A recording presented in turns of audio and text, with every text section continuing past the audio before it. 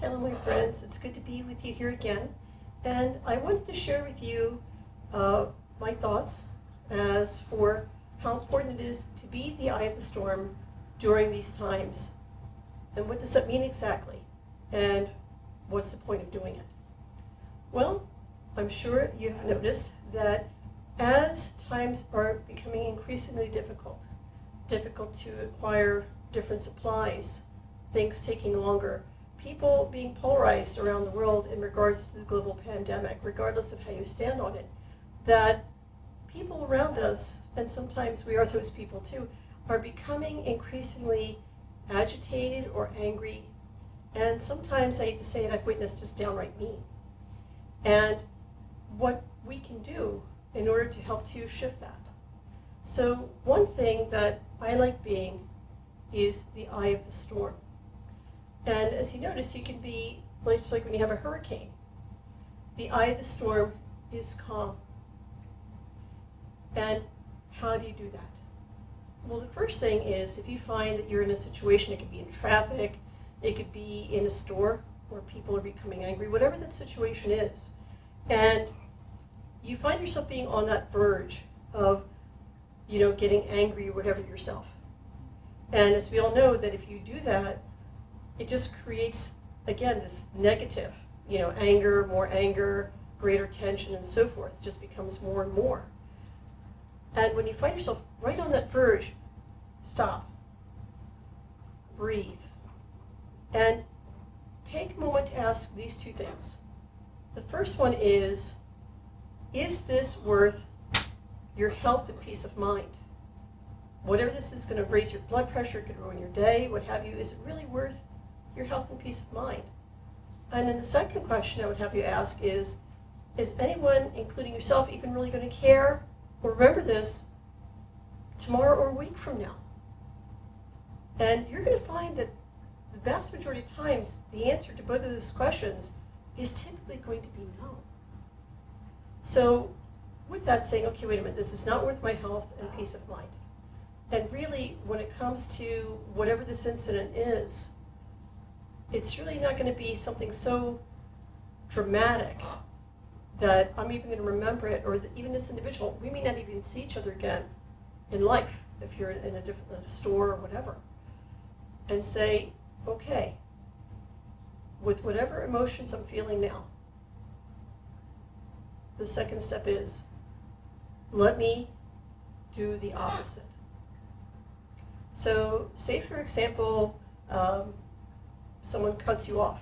They butt in line, whatever it is, and you're ready to go. It's like, not worth my health and peace of mind, and no one's going to remember this tomorrow or a week from now. So what can I do?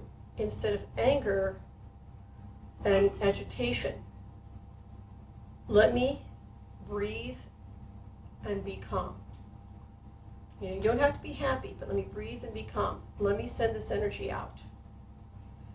And with that, as you begin to focus on that, again, you can't control what the other person is doing. You may not be able to control your environment, but you can begin to master yourself.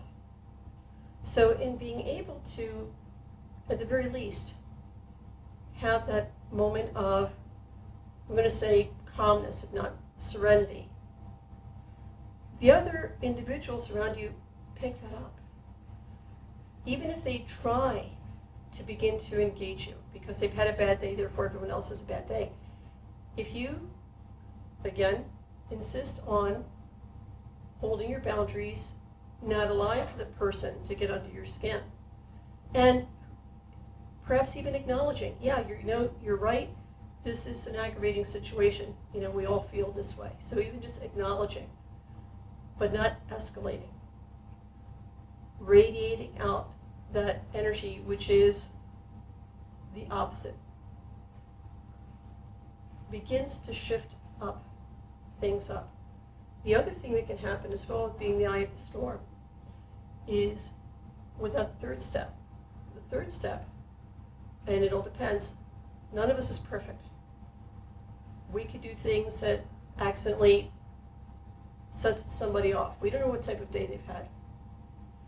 But if you know that you have misstepped, and say, look, gee, I'm really sorry, and acknowledge what you did, acknowledge, how the other person feels. That goes a long way. Think about yourselves. If somebody has done something to irritate or annoy you, even the person saying, I'm sorry, I didn't mean to, that acknowledgement goes a long way in helping you to just diffuse the anger or frustration you have. And then another thing that I like to do is even following up. Perhaps an act of kindness. Gee, I'm sorry, I didn't see you there, please. Go ahead of me in line. You can afford to wait a few more minutes. Or even just politely saying a joke about, the greater situation, kind of acknowledging the situation that we're all in. So what happens is when you do this is you begin to diffuse the situation, and then you can begin, if the person is receptive, to shift it, the environment, the energy within that environment in a direction, in a way that everybody really wants. Nobody wants to be angry. Nobody wants to be bitter. Nobody wants to be frustrated. But if you come with the calmness, the acknowledgement of yourself, the situation, that person, and beginning to talk to, when appropriate, solutions, beginning to just acknowledge and lighten up the mood with, a comment about the overall, not targeting at any one individual. And that includes, say for example, one common example is people who are in the front line, and I know many of you can be in that front line or customer service, and it's very difficult. So when you have somebody just kind of acknowledging, I know it's hard for you to, isn't this crazy? Just neutral. Everybody can smile because we can all identify. And radiating that peace.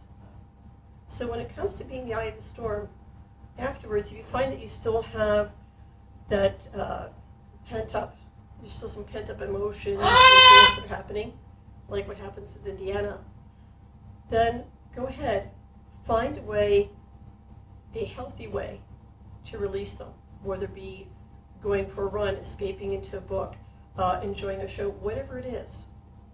So the idea of being the eye of the storm, the reason why it's so important right now is that we are in an environment, in a global environment, where it is emotionally charged, spiritual energy is heightening, and extremely responsive. People are highly sensitive. The spirit energy is extremely responsive to what's being cast into it. So if you say, you know what? The eye of the storm is in the center of the storm. It is peaceful, no matter how you move. When it's necessary, if you have to stand up and speak out for yourself, you can do that. You can be the storm. But you're going to find that by being the eye of the storm, breathing, taking a pause, putting forth an emotion and an energy which is opposite.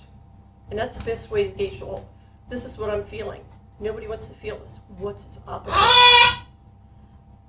And sharing that. Acknowledging the situation, lightening the energy, is going to be more than sufficient. And what happens is that if you walk within that eye of the storm, if you are that eye, carrying that serenity within you, carrying that ability, that the confidence of knowing that as crazy as these times are, this too shall pass. And most importantly, I like the Japanese proverb, I'm paraphrasing, which is, you can spend it's the same life whether you spend it laughing or crying. So choose. If you find that people around you choose to spend that energy crying or angry or frustrated, then you can still have the ability to spend walking through your life in peace, hopefully helping to bring lightness and being and laughter to others. And as I said to you, since people are highly sensitive right now, since the spiritual energy is one that is extremely reflective and reactive, can you imagine how wonderful it is if we begin hitting that switch, being that eye of the storm, going from anger and frustration to peace, to positive action. A positive, we go from an angry storm to a brainstorm to a clear blue sky of a new day. And this is what I would offer you to my friends. Is it easy? Not always, it is not. But if you know, and know that this is true, no one, absolutely no one, and not even the Creator would take it from you. The ability to choose how you're moving through life, no one can take that from you. Choose to be the eye of the storm. That people know that when they see you, no matter where you go, that they can feel for the moment that you're not one more person that is helping to create that angry energetic. That you are that person, that at the very least you can be quiet and sanity versus insanity. And it begins to spread as a positive wave. These energies then begin to turn in a way that we can, the harder the times are, the kinder we need to be with each other. The more charged the situation, the more open your heart needs to be, the more open your ears need to be in your heart to walk in the footsteps of your family, your global family. Doesn't mean you have to agree, but can you imagine how much more comfortable we would all feel if we knew that we could do this for each other? It's not a dream. It's a dream that we can create right now. And making it a practice to walk this way. So you're still being your authentic self, you're still experiencing your emotions, you're still acknowledging the environmental situation. But if you're coming from the place of serenity, and knowing that you can process those emotions of anger and frustration in a way that is healthy, you will have a clearer mind, a healthier body, a lighter spirit, and that in turn opens the way to see possibilities and solutions that are going to be key for moving through the difficult times that we are in and during any time. So, my dear friends, I always appreciate, I thank you for those who have subscribed. If you have not yet subscribed, please do help to spread the positivity. If he's trying to give you an encouragement, share and comment. And until we see each other again, Wanishi, thank you so much for being with me. Until the next time, bright blessings.